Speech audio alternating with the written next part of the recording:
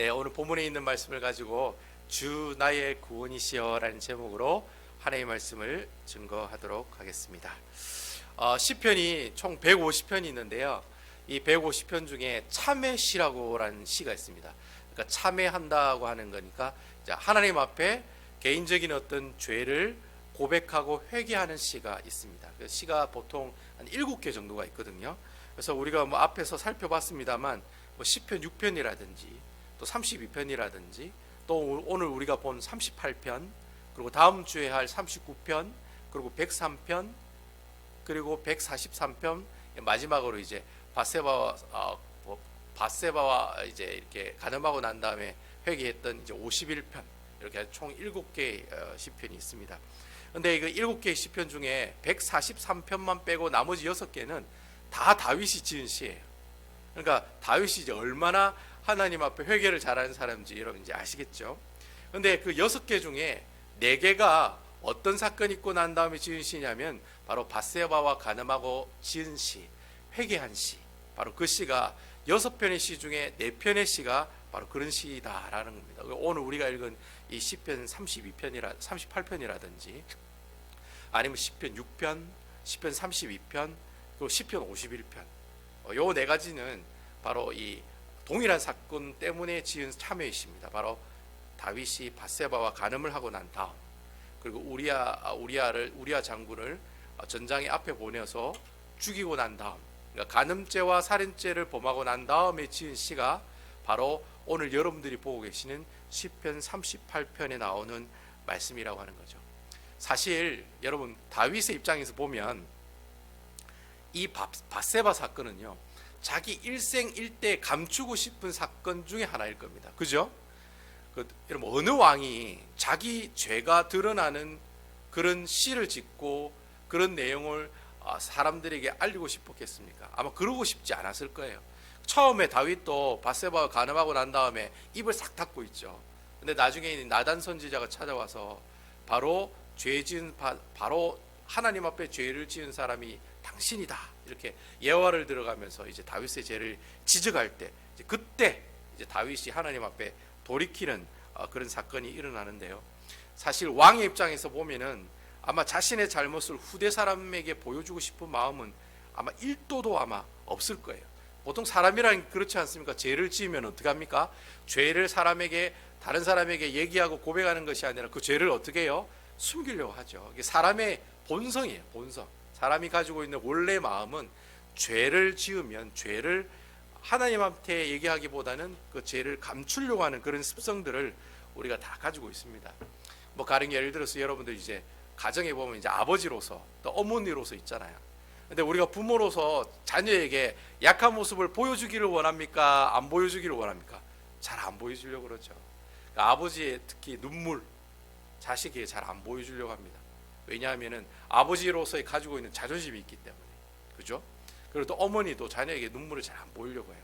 왜냐하면 자녀에게 약하다는 모습 보여주기 싫기 때문에. 부모들이 자녀들에게도 그렇게 눈물을 잘 보이지 않으려고, 특히 아버지 같은 경우는 채통이 있지 말이죠. 어떻게 아버지가 자녀 앞에서 눈물을 막 흘리면서 너 제발 이래 하지 마, 그래 안 하잖아요.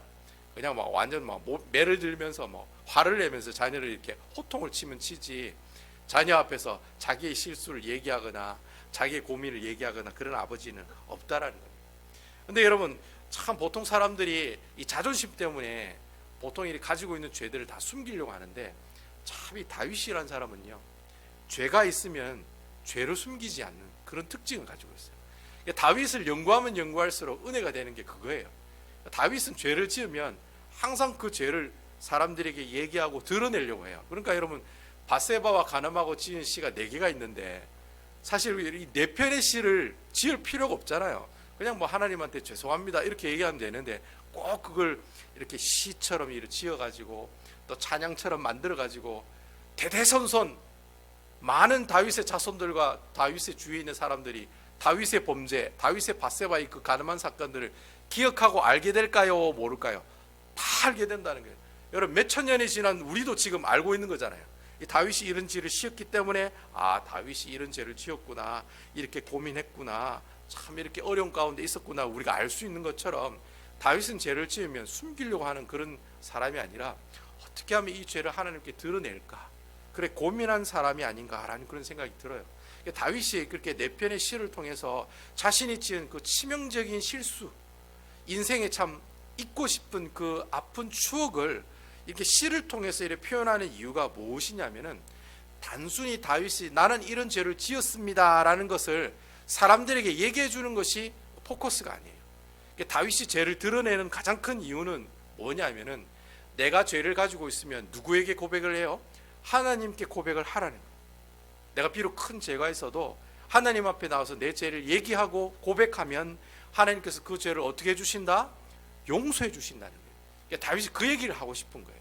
내가 비록 큰 죄를 지었지만 그 죄를 들고 하나님 앞에 나오면 하나님은 어떻게 해요?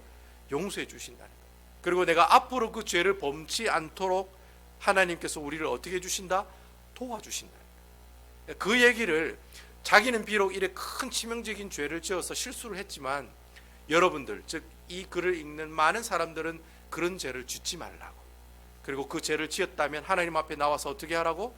회개하라고, 그리고 하나님 앞에 어떻게 하라고? 다시는 그 죄를 범하지 않게 해달라고, 힘을 달라고, 능력을 달라고 어떻게 해요?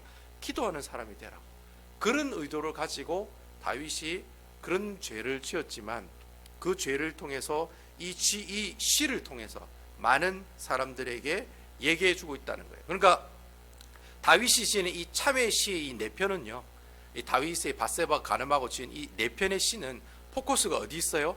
죄를 지적하는 곳에 있는 것이 아니라 바로 그 죄를 누가 덮고 있어요? 하나님의 은혜가 덮고 있다는 것을 얘기하고 싶다.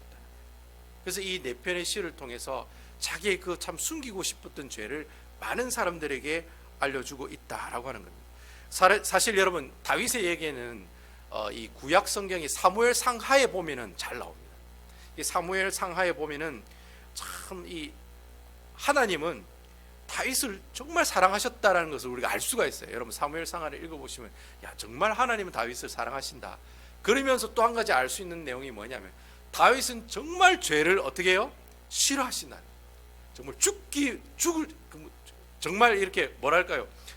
죽기만큼 죽일 막 이 말을 표현을 제가 잘 못하겠네. 어쩌든 간에 정말 이 뭐 어떻게 할 만큼 이 죄를 싫어하는 분이 바로 누구이시다? 하나님이시라. 그래서 여러분 이 다윗이 처음에 이 밧세바와 가늠하고 나서 입을 싹 닦습니다. 누가 봤을까? 누가 내가 뭐 그렇게 죄를 지은 게 내가 알까? 내가 뭐 우리아를 뭐 요압 장군을 시켜가지고 전장 앞으로 보냈는데 설마 막 누가 그걸 알까? 처음에는 싹 자신의 죄를 입을 닦고 있었어요. 근데 나중에 나단 선지자가 와가지고 다윗에게 그 죄를 지적하죠. 그 지적하는 그 순간에 다윗의 죄가 세상 사람들에게 드러난 거예요. 이제 그렇게 결국에는 좀 상스러운 표현으로 쪽팔리는 일이 생긴 거예요. 다윗에게. 자기는 숨기려고 했는데 그 죄가 어떻게 해요? 나단 선지자 때문에 모든 사람들이 다윗이 살인죄 지었어요, 간음죄 지었어요, 그 사실을 모든 사람들이 다 알게 되었다는 거예요. 하나님이 왜 그렇게 죄를 다 이렇게 다 드러나게 하셨느냐? 이유가 뭘까요? 하나님이 그만큼 다윗을 사랑하시지만 하나님께서는 그 다윗이 지은 죄 또한 매우 싫어하셨다. 그것을 표현하려고 이 죄를 하나님께서 드러나게 하셨다는 거예요. 그래서 여러분, 다윗이 밧세바와 범죄하고 난 다음에 그 이후에 나오는 얘기가 사무엘하 11장 이후에 보면 이제 그 내용들이 나와요. 다윗이 하나님께 범죄하고 난 다음에 있었던 얘기가 사무엘하 11장 이후부터 계속 쭉 나와요. 그 내용에 보면은 다윗이 죽을 때까지 이 밧세바를 통해서 얻었던 이 범죄로 말미암아서 그가 죽을 때까지 하나님이 심판을 받는 장면이 나옵니다. 그러니까 죄라는 것이 한번 지어서 하나님 죄송합니다, 하나님 용서해 주세요, 그래 한번 끝나는 것이 아니라 그 죄에 대한 심판을 분명히 누가 하세요? 하나님이 하신다. 그러니까 여러분들이 죄를 짓고 난 다음에 하나님께 회개하지 않으면 분명히 하나님께서 그 죄에 대한 심판을 하신다는 거예요. 그래서 다윗이 죽기 전까지 하나님께서 다윗을 심판하세요. 어떤 심판이 이루어집니까? 처음에 여러분 다윗이 밧세바하고 가늠하고 난 다음에 밧세바가 아이를 갖게 되죠. 근데 그 아이가 어떻게 됩니까? 일주일 만에 죽습니다. 근데 다윗이 그 아이 살려달라고 일주일 동안 금식하면서 하나님께 기도하거든요. 살려달라고. 내 죄를 용서해 주시고 내 아이는 살려달라고, 그 가늠한 그 아이를 살려달라고 얘기하는데 결국 하나님의 그 아이를 어떻게 하세요? 그 생명을 데리고 가세요. 그러니까 다윗의 기도를 듣지 않으셨다는 거예요. 하나님께서 그렇게 자녀를 데려가는 그런 심판을 하나님께서 주시더라는 거예요. 그리고 여러분, 밧세바 사건을 합작해서 만들었는데 누가 이 사건을, 이 밧세바가 간음하고 우리아를 죽이는데 도와준 사람이 있어요. 바로 그 사람이 요압 장군입니다. 요압 장군. 여러분, 이 요압 장군은 군대 장관이에요. 국방부 장관이에요. 다윗이 가장 사랑하는 충신이고 개국 공신이에요. 그러니까 다윗이 왕으로 일으켜 세우는데 가장 큰 공을 세운 사람이 바로 요압 장군이었어요. 그리고 요압 장군은요, 이 다윗하고 이렇게 이 다윗의 누이의 아들이니까 조카뻘 되는 사람이었어요. 그러니까 다윗의 친족이기도 했어요. 근데 여러분, 이 요압 장군은요, 이렇게 다윗을 돕는 충신이기도 했지만 치명적인 단점을 가지고 있는 게 있었어요. 그게 뭐냐면은 성격이 너무 급해요. 그리고 시기심이 너무 많아요. 다윗이 자기보다 누구를 더 사랑한다 그러면 그 사람 어떻게 해요? 다 죽여요. 암살하고 다 죽여요.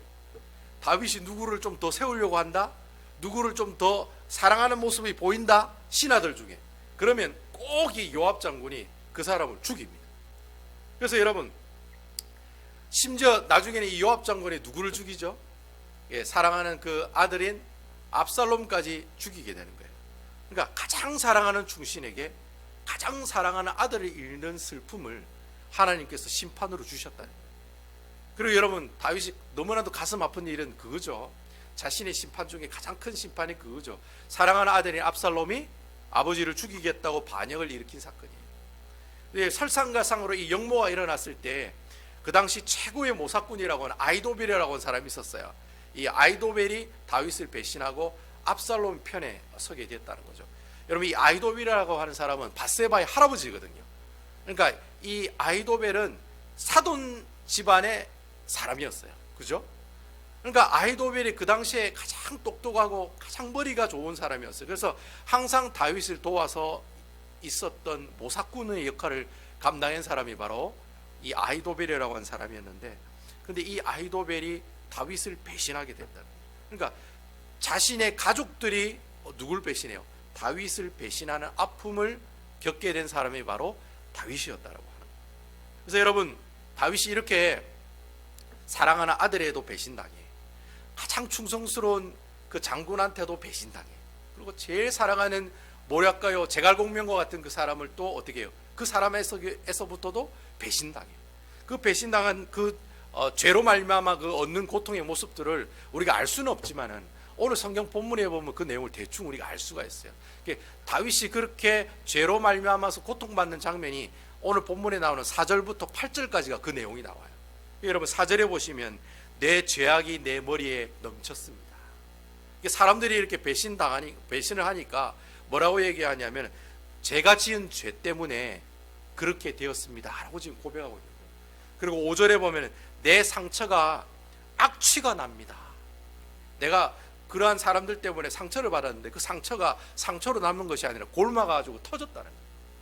그리고 내가 다 우매한 까닭입니다. 내가 다 지혜가 없어서 그런 일들이 일어났습니다. 그 스스로 자책하고 있는 거예요. 6절에 보면 내가 아프고 심히 구부러졌습니다.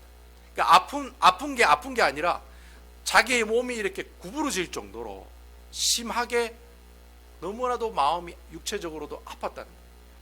그리고 7절에 보면 내 허리에 열기가 가득하고 내 살에 성한 곳이 없습니다. 살이 하나도 없으니까 뭐만 남겠어요? 뼈만 남았다는 거예요. 너무 그런 하나님 그 다윗의 그 범죄한 다윗과 이렇게 간음한 그 사건 때문에, 우리아를 죽인 그 사건 때문에 내 살이 다 없어지고 뼈밖에 안 남았다고 그렇게 지금 고백하고 있는 거예요. 그리고 8절에 보면 피곤하고 심히 상했다. 그러니까 여러분, 다윗이 범죄한 사건 때문에 몸만 상한 게 아니라 뭐도 상해요. 마음도 상하고 또 영적인 모습들도 다 지치고, 그리고 참 상한 마음, 그런 상태에 있었다라는 거예요. 그러니까 죄가 사람을 어떻게 만들어요? 인생의 모든 면들을 다 어떻게 해요? 외적으로나 내적으로나 다 상처를 주고 타락하게 만드는 것이 바로 죄라고 하는 거예요. 그래서 여러분, 죄가 무서운 거예요. 죄는 내가 그냥 달랑 죄를 지어서 하나님 죄송합니다 그것으로 끝나는 게 아니에요. 죄는 사람의 영적인 모습도 타락하게 만들고 몸도 상하게 만들고 마음으로도 정신적으로도 다 타락하게 만드는 것이 바로 우리들이 짓는 죄의 모습들이라고 하는 거예요.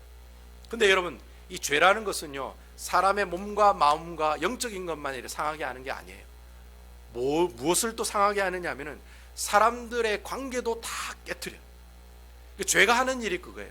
자기만 상하면 되지가 아니에요. 죄를 지으면 주위에 있는 사람들하고 관계도 다 깨지고 다 없어지고 다 파괴가 된다는 거예요. 그래서 여러분, 오늘 본문 11절에 보시면 그런 말씀이 있어요. 내가 사랑하는 자와 내 친구들이 내 상처를 멀리하고 내 친척들도 멀리 섰나이다. 다윗이 죄를 지으니까요, 자기 주위에 있는 사람들이 다 떠나가더라는 거예요. 요압 장군도 떠나가고 압살롬도 떠나가고 모사꾼이고 충신이었던 아히도벨도 자기 주위를 떠나가더라는 거예요. 그러니까 다윗이 범죄를 지었을 때 그 범죄를 지은 그 죄로서 끝나는 것이 아니라 사람들과의 관계도 다 어떻게 해요? 다 깨지고 파괴가 되었다라고 하는 거예요. 그래서 여러분, 우리가 이 죄에 대해서 여러분들 잘 알고 있어야 돼요. 여러분, 죄라는 것은 우리가 생각하는 이 죄는요, 단순한 것이 아니에요. 내 마음과 내 육체와 내 정신적인 것들과 내 영적인 것들도 다 파괴시키는 것은 그건 기본이에요. 죄를 지으면 몸과 마음이 상하는 건 기본이에요. 근데 그것보다 가장 큰 상처가 되는 것은 바로 무엇보다도 가장 큰 것은 사람들과의 관계를 이 죄가 파괴를 시킨다. 그래서 여러분, 이 죄 때문에 사람의 관계가 파괴가 되면 어떤 현상이 나타납니까? 사람들의 죄를 용서하지 못해요. 분에 넘쳐가지고 용서를 못하는 거예요. 내가 어떻게 그 사람을 용서할 수 있어? 나는 절대로 용서할 수 없어. 항상 그런 마음을 가지고 살아가는 거예요. 그리고 사랑해야 할 대상을 미워하는 존재로 보고 살아가게 된다는 거예요. 그러니까 여러분, 그게 그 삶의 그 모습들이 얼마나 안타깝겠습니까? 얼마나 안타까운 그 삶을 살아가는 것입니다. 죄라는 것이 가장 큰 문제가 그거예요.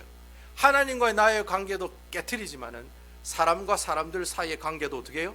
깨트리는 것이 바로 죄라는 거예요. 그럼 여러분, 우리가 그런 질문을 드릴 수가 있어요. 그럼 제가 이 죄를 어떻게 해야 됩니까? 이 죄 문제를 내가 어떻게 해야 될까요? 이런 방법은 하나밖에 없어요. 내가 이런 죄 문제를 가지고 있을 때의 방법은 그 죄 문제를 가지고 누구에게 나옵니까? 바로 하나님 앞에 나오는 것입니다. 오직 하나님만 바라보는 거예요. 그래서 내가 죄를 들고 하나님께 나온다는 얘기를 다윗은 뭐라고 표현하냐면은 오직 하나님만 바라봅니다 라고 그렇게 우리에게 표현하고 있다는 거예요. 그래서 여러분, 9절과 15절 말씀에 보면은 9절에 그런 내용이 있잖아요. 주여, 나의 모든 소원이 주께 있사오며 나의 탄식이 주 앞에 감추어지 아니하니라이다. 15절 말씀에 보면 여호와여, 내가 주를 바라사오니 내 주 하나님이 내게 응답하시리로다. 다윗이 고백하기를 자기의 모든 소원이 다 주님 앞에 있다고 얘기하고 있어요. 자신의 모든 탄식도 주님 앞에 감추지 못하고 다 어디에 있어요? 하나님 앞에 다 있다는 거예요. 여러분, 이 말이 무슨 말이에요? 내가 주님 앞에 서면은 내가 무슨 죄를 지었든지 간에, 내가 무슨 소원이 있든 간에, 무슨 탄식이 있든지 간에 하나님의 우리 모든 전후 사정을 다 어떻게 하고 계세요? 알고 계신다는 거예요. 하나님이 이미 우리 문제를 다 알고 계시기 때문에 우리는 어떻게 하면 돼요? 우리의 문제를 가지고 하나님 앞에 나오면 되는 거예요. 우리의 죄를 주님 앞에 가지고 나와서 뭘 하면 돼요? 회개하면 되는 거예요. 우리의 탄식과 우리의 손을 다 그냥 주님 앞에 나와서 말씀드리기만 하면 된다는 거예요. 그 내용을 다윗은 뭐라고 해석하고 얘기하고 있냐면은 하나님을 어떻게 해요? 바라보면 된다라고 얘기하고 있다는 거예요. 여러분, 출애굽기에 보면 모세가 이스라엘 백성들을 데리고 이제 출애굽하잖아요.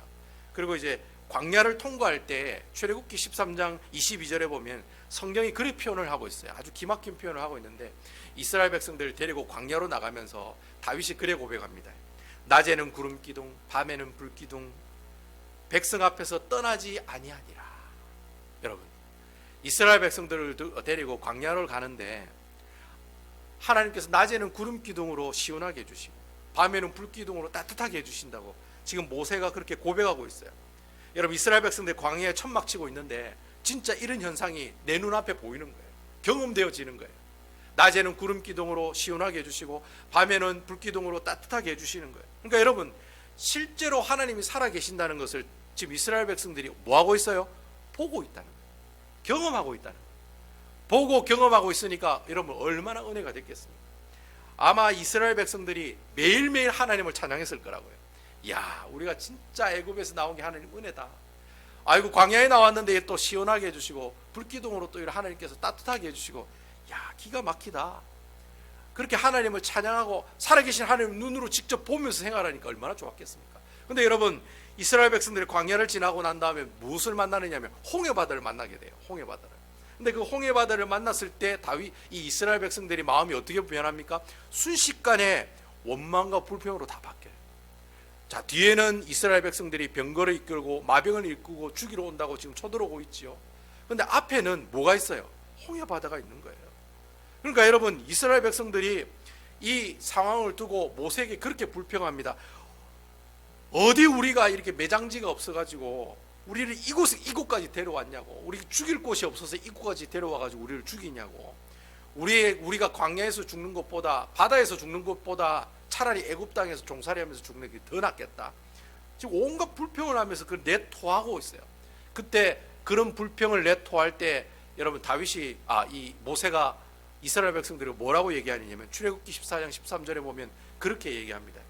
모세가 백성에게 이르되 너희는 두려워하지 말고 가만히 서서 여호와께서 오늘 너희를 위하여 행하시는 구원을 보라.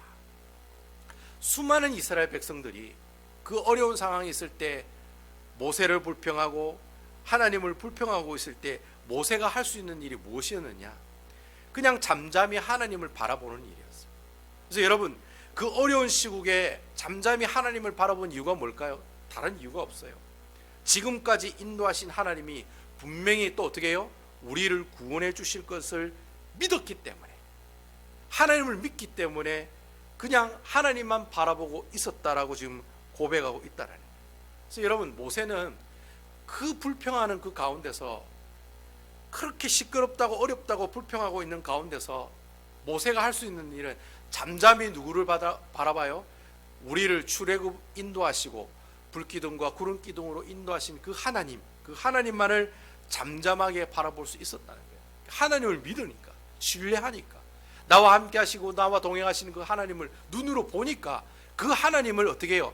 바라본다라고 지금 모세가 고백하고 있다라는 거예요. 여러분, 다윗도 마찬가지입니다. 자신의 죄가 온 만방에 다 알려졌어요. 자기가 가지고 있는 간음죄, 살인죄 다 밝혀졌습니다. 근데 그 추악한 자신의 죄가 다 밝혀지면은 분명히 창피했을 거예요. 인간적으로는 아마 그렇잖아요. 제가 지은 죄가 여러분들에게 알려지면 제가 부끄럽죠. 제가 부끄러워서 어떻게 교회에 나오겠습니까? 어떻게 설교 단상에 설 수가 있겠어요? 아마 너무 많이 부끄러웠을 거예요. 그럼에도 이 다윗이 그런 부끄러움을 가지고 누구를 바라봐요? 하나님을 바라볼 수 있었다. 왜 그렇게 하나님을 바라볼 수 있었나?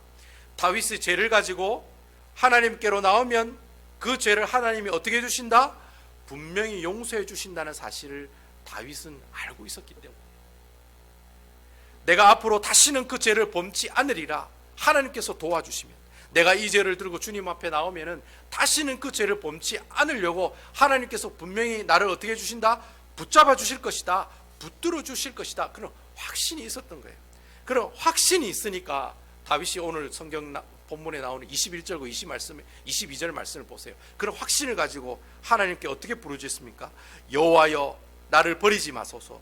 나의 하나님이여, 멀리하지 마소서. 속히 나를 도우소서. 주 나의 구원이시여. 여러분, 우리 죄를 다시 짓지 않도록, 우리가 죄를 다시금 짓지 않도록 하시는 분이 누구이시냐? 예수님밖에 없습니다. 예수님밖에 없습니다. 왜냐하면 예수님이 우리의 죄를 근본적으로 없애주신 분이시기 때문에 그렇습니다. 아담과 하와가 지은 그 원죄를 누가 없애주셨어요? 하나님의 아들인 예수님이 없애주셨어요. 어디서? 십자가에서. 십자가에서 죽으시고 부활하심으로 우리에게 어떻게 해요? 죄에서 어떻게 해요? 자유하게 해 주셨습니다. 그래서 여러분, 예수님을 믿고 예수님을 영접한 사람들은요, 내 마음에 예수님이 계신다는 사실을 굳게 믿고 있는 사람들은요, 언제나 누구를 바라봐요? 죄를 지었을 때 누구를 바라봐요? 예수님만을 바라보고 사는 사람들이 된다는 거예요. 그래서 우리가 예수님을 믿고, 우리가 믿고 있는 예수님, 내가 지금 모시고 있는 이 예수님이 분명히 내가 어떤 죄를 지어도 그 죄를 다 어떻게 해요? 용서해 주신다는 거예요. 그리고 그 죄를 어떻게 해요? 회복할 수 있는 능력을 가지고 계시는 분이 바로 예수님이기 때문에 우리가 어떻게 해요? 항상 예수님을 바라보면서 살아가게 된다라고 하는 것입니다. 여러분, 다윗이 온전히 하나님을 바라보면서 자신의 죄 문제를 해결한 것처럼 우리도 마찬가지예요. 내가 죄 문제 때문에 사람들과의 관계가 다 깨지고 내 마음이 상하고 때로는 내 육체의 질병을 얻어가지고 고생을 하고 있어도, 그렇지만 여러분, 그러한 죄를 가지고 있을 때, 죄 문제의 결과들을 가지고 있을 때 우리가 하나님 앞에 무릎 꿇고 기도하고 도와달라고 하나님께 부르짖으면 우리 주님이 어떻게 해요? 내 모든 죄를 다 용서해 주시고, 그리고 심지어는 내가 정말 저 사람을 용서하지 못하겠습니다, 정말 저 사람을 내가 평생 동안 용서할 수가 없습니다라는 그 고백이 어떤 고백으로 바뀌어요? 주님, 제가 저 사람을 용서할 수는 없어요. 하지만 예수님의 이름으로 용서하려고 노력하겠습니다. 애를 쓰겠습니다. 그렇게 하겠습니다. 주님 도와주십시오 라고 하나님 앞에 기도하며 나갈 수 있게 된다라고 하는 것입니다. 여러분, 사람이 죄를 지었을 때 그 죄 문제를 해결하는 것은 너무나도 중요해요. 하지만 여러분, 이것보다 더 중요한 것은 예수 믿는 사람이 그 죄를 어떻게 해요? 용서하고 또 나를 힘들게 하고 어렵게 한 그 사람을 사랑하는 것이 매우 중요하다는 거예요. 그래서 여러분, 시편 33편 마지막 절에 22절에 보면은 다윗이 그렇게 부르짖지 않습니까? 속히 나를 도와주소서, 주의 나의 구원이시여. 여러분, 이것을 이제 영어 성경에 보니까 그래 되어 있더라고요. Come quickly to help me. 빨리 오셔서 나를 도와주세요. Oh Lord my Savior. 오 나의 구주 예수님이여. 그렇게 고백하고 있다는 거예요. 그러니까 빨리 오셔서 나를 어떻게 해요? 도와달라고. 그러니까 여러분, 내가 죄를 지으면 빨리 하느님께 나오는 게 좋아요. 죄를 가지고 있지 마시고 죄를 잊으려고 하지 마시고 그냥 그 죄를 들고 빨리 하나님 앞에 나오는 것이 지혜로운 사람의 모습들이라는 거예요. 그러니까 여러분, 죄 문제는 내가 누구를 미워하거나 내가 누구를 용서하지 못한다거나 아니면 내가 죄 때문에 내가 마음적으로 심적으로 영적으로 내가 피폐해져 있다면 어떻게 해요? 빨리 그 문제를 들고 누구에게 나와요? 주님에게 나오는 모습이 바로 지혜로운 사람들의 모습들이라고 하는 거예요. 그래서 저는 여러분들이 오늘 이 시간에 기도하실 때 하나님께 그렇게 기도하셨으면 좋겠어요. 주님, 얼른 이곳에 오셔서 제가 더 이상 죄를 짓지 않게 해주십시오. 제가 사람을 용서하지 못했다면 빨리 그 사람을 용서할 수 있는 마음을 허락해 주십시오. 나는 용서할 수 없어요. 나를 그렇게 힘들게 한 사람은 어떻게 용서할 수 있습니까, 여러분? 힘들어요. 고통스러워요. 하지만 여러분, 예수님께서 주시는 그 놀라우신 보혈의 능력으로 그 원수 같은 사람들을 용서할 수가 있는 거예요. 바로 그렇게 하는 사람이 바로 하나님께서 주시는 회개의 삶을 살아가는 아름다운 모습이 된다는 거예요. 그래서 더 이상 하나님, 내가 사람을 미워하지 않고 용서한 마음을 주십시오. 그리고 더 이상 미워하는 죄 짓는 삶에서 청산해서 어떻게 해요? 더욱더 사람들을 사랑하는, 정말 원수도 사랑하라는 그 말씀, 그 명령에 어떻게 해요? 순종할 수 있는 마음을 달라고, 그런 마음을 달라고 하나님 앞에 기도하는 그런 시간들이 되었으면 좋겠다라는 생각이 듭니다.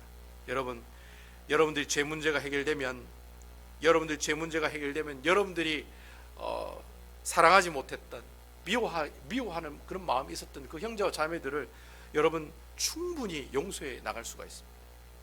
그리고 또 그러한 기도를 통해서 하나님 앞에 나아갔을 때 분명히 하나님께서 여러분들 그 마음을 주실 거예요. 여러분, 이 사실 믿으십니까? 내가 할 수는 없어요. 그러니까 성령님께서 오셔서 그리 할 수 있게 해달라고 기도하면, 하나님만 바라보면 하나님께서 그 마음을 주신다는 거예요. 그 마음 주신 그 마음을 가지고 어떻게 해요? 속히 하나님께 회개하시라는 거예요. 그러면 하나님께서 그 마음을 아시고 여러분들에게 그 귀한 마음을 주시고 여러분들이 가지고 있는 모든 죄 문제를 해결해 주시고 여러분들이 사랑할 수 없었던 사람들을 용서하고 또 그 사람들 위해 기도하는 그러한 하나님께서 기뻐하시는 사람의 모습으로 변화된 삶을 살아갈 수 있게 된다라. 아무쪼록 이런 회개의 기도의 삶을 통해서 정말 하나님께 영광과 찬양을 돌리며 살아가시는 다윗처럼 속히 나를 구원하소서, 주님 속히 저에게 오십시오, 주 나의 구원이시여 나를 구원해 주시는 예수님 알려오십시오 라고 하나님 앞에 간절히 기도하며 살아가신 여러분 되시기를 주님의 이름으로 축원을 드리겠습니다.